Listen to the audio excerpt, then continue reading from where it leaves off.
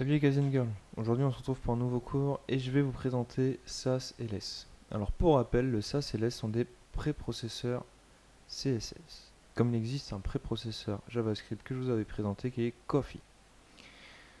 L'avantage des préprocesseurs CSS c'est de permettre de découper notre fichier CSS en plusieurs fichiers, mais aussi de pouvoir utiliser des variables et des fonctions. Donc, pour illustrer ce cours, ce que je vais faire, c'est vous montrer comment compiler le less et le sas et de créer une tâche avec gulp de telle manière que à chaque modification de notre fichier source, ça recompile notre CSS.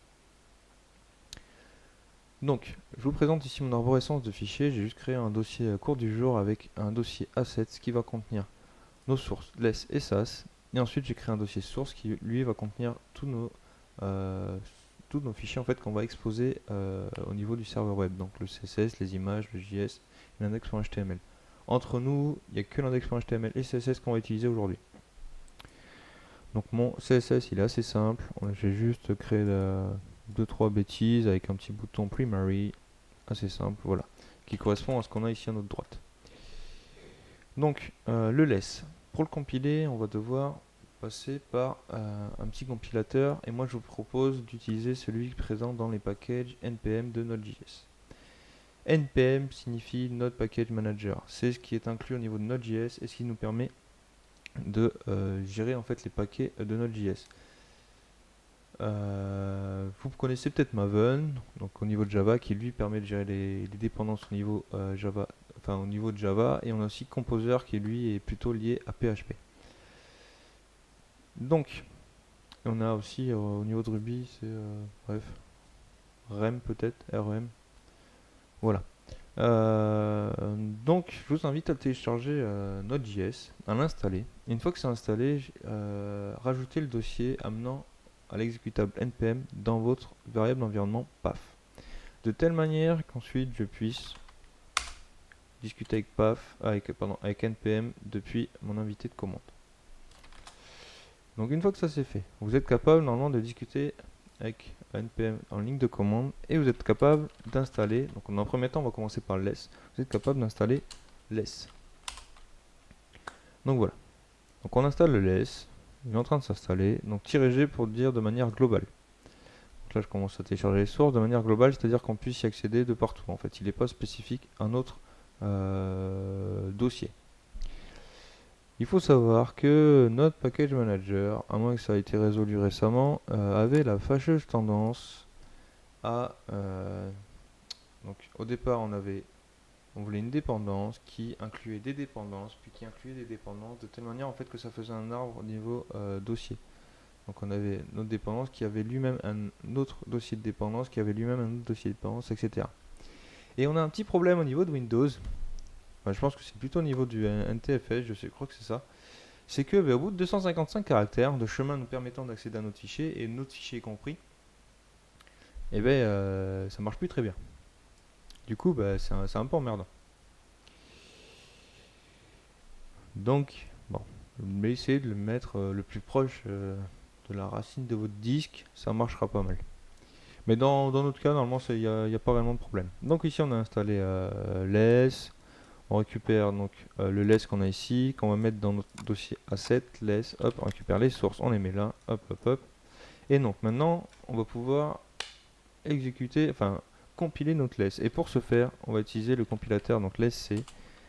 Donc less c'est tac tac tac, on va chercher assets, less, bootstrap, qui est notre fichier maître, pardon.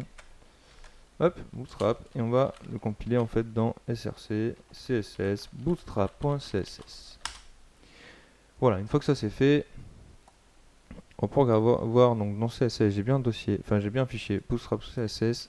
Et si en fait je réactualise mon navigateur, cette fois-ci on voit bien que j'ai un bon style CSS. Donc le vrai style de bootstrap.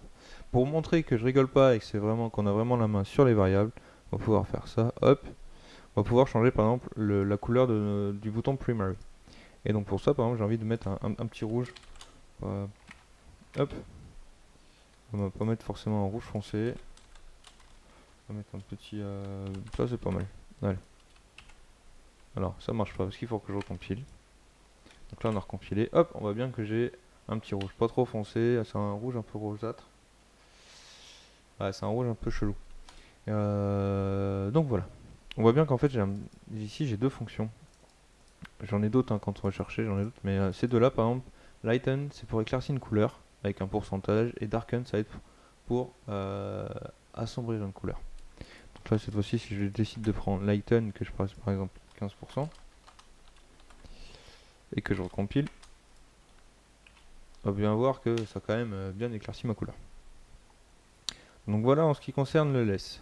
Maintenant, on va plutôt s'orienter sur le SAS. Donc c'est pareil, on va télécharger les codes sources de SAS. Hop hop hop. Donc on le télécharge. Donc on va pouvoir le mettre. Hop là. Donc hop là, pardon. Tac tac tac tac tac tac. Donc on va dans Assets, Style Sheet, et là on a nos sources. Donc une fois qu'on les a récupérées, on peut fermer ça. On a quelque chose d'assez particulier ici, c'est qu'on a nos fichiers qui sont préfixés par un underscore. Cela signifie que ce ne sont pas des fichiers compilables directement. Ils doivent être inclus dans un autre fichier SCSS qui lui sera compilable. Alors entre nous, j'ai pas envie de m'amuser à créer un autre SCSS. Je veux dire que mon Bootstrap, c'est mon fichier maître. Alors pour vous montrer pourquoi c'est un fichier maître, voilà, vous le voyez par vous-même, il y a import, import, import, import, import. Donc c'est un fichier qui fait que des imports. Donc c'est mon fichier maître. On a exactement la même chose au niveau du less. Hein. Je ne l'ai pas montré, mais voilà, c'est que des imports aussi. Voilà. Tac tac tac tac. Donc là maintenant, il faut aussi installer les dépendances qu'il faut. Donc npm sass. Mais c'est pas tout. Cette fois-ci, j'ai envie d'automatiser un petit peu la chose. Alors, dans un premier temps, on va compiler via gulp. Et dans un deuxième temps, on va dire à gulp. Chaque fois que tu as une notification, tu me compiles tous mes fichiers CSS pour afin de générer mon fichier CSS. Donc pour ce faire, on va aussi installer donc gulp, hop, hop, comme ça, comme le SAS. Et il y a un troisième package à télécharger qui est gulp SAS qui va nous permettre de faire un lien entre gulp et SAS de telle manière que quand on va développer notre petit système de tâches gulp, on puisse accéder à la dépendance SAS directement, en fonctionnalité de SAS. Donc une fois que ça c'est fait, hop, on peut rajouter SASS. Vous voyez, j'ai à la racine vraiment de mon arborescence de fichiers, j'ai vraiment un fichier gulp.js qui lui en fait va me permettre de déclarer mes tâches. Et donc, on va écrire ensemble, on va écrire ensemble les deux tâches qu'on va utiliser. Donc le premier tâche c'est la compilation, la deuxième tâche c'est à chaque fois qu'un fichier change, tu m'exécutes ma première tâche.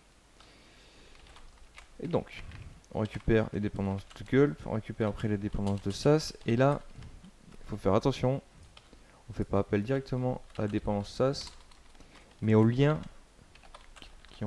le lien en fait entre la dépendance qui me permet de faire un lien entre gulp et SAS, donc c'est gulp SAS.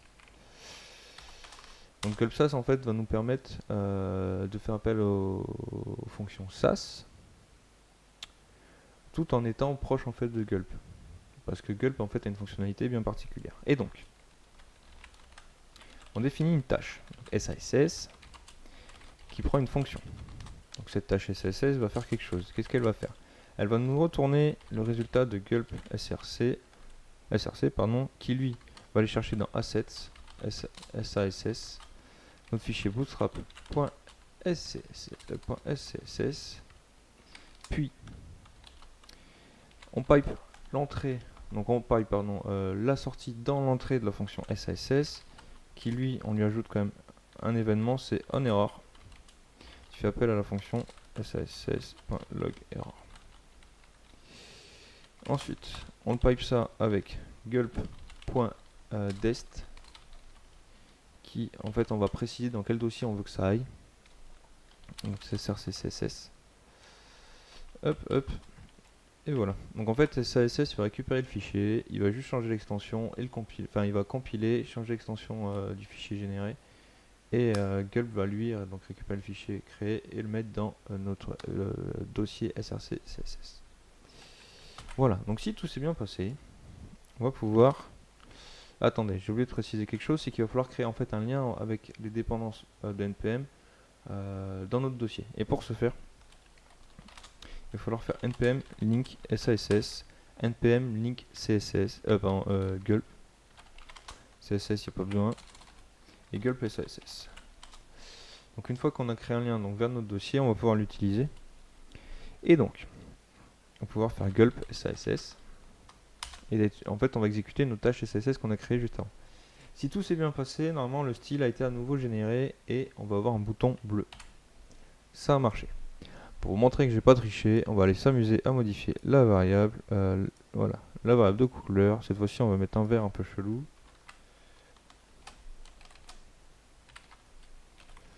Voilà, on recompile. Et on a un vert. Ouais, il n'est pas trop chelou quand même. Donc ça c'est fait. Maintenant j'ai envie qu'à chaque fois que je modifie mon fichier SCSS, n'importe lequel, hein, je veux pas forcément variable, chaque fois que je modifie un fichier SCSS, ça me régénère mon fichier CSS. Pour ce faire, on repart vraiment dans une petite gulp file.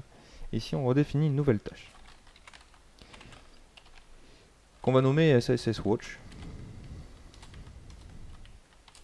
et qui va prendre une fonction dont l'objectif sera donc de regarder certains types de fichiers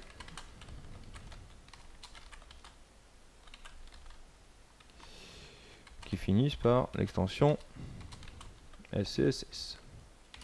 Et quand tu trouves quelque chose qui bouge, tu m'exécutes la tâche sas. Oula. J'ai pas trop compris ce qui s'est passé, mais c'est pas grave. Voilà. Donc normalement, si on n'a pas trop fait de bêtises, qu'on fait SSS Watch, ça a bien lancé ma tâche. Maintenant, il faut tester. Là, cette fois-ci, j'ai envie de remonter un petit peu mon niveau de rouge parce qu'il est un peu moyen. Voilà. On voit bien que ma couleur, elle a changé. J'ai envie d'assombrir quand même parce que là, je trouve que c'est vachement quand même... vachement... un vert cacadois, c'est pas... Ouais, ça reste un vert cacadois quand même, mais un peu plus sombre. Donc voilà. Je vous ai présenté un petit peu la chose. J'espère que ça vous a intéressé. Réellement, pour moi, c'est maintenir un fichier CSS de 30 000 lignes, c'est juste horrible. Donc le SAS me permet d'éviter ceci. En plus, ici au niveau de Bootstrap, ça nous permet d'incorporer ce qu'on a besoin, et puis quand on n'a pas besoin, eh ben, on n'importe pas, quoi. Donc ça permet aussi d'alléger notre fichier de style, pardon. Voilà. Avant de finir, je veux juste vous présenter Koala. L'objectif de Koala, c'est de faire tout ce qu'on a fait à l'instant, donc de compiler sans avoir à télécharger les dépendances via npm. Donc comment ça marche? Vous allez le télécharger, vous allez l'allumer et en fait vous allez drag and drop un dossier que Koala va devoir regarder. Il va vous proposer tous les fichiers Coffee, SASS, Less ou SCSS qu'il trouve et ainsi vous allez pouvoir dire hop, à chaque fois que vous voyez à chaque fois que tu as une modification dessus, tu autocompiles et etc. Voilà, j'espère que ce cours vous a plu. Il est assez rapide, on est sur 13 minutes 23, c'est pas trop mal. Si vous avez des questions, n'hésitez pas à me les poser, je vous répondrai avec plaisir. Et puis voilà, je vous dis à bientôt. Passez une bonne journée. Bye.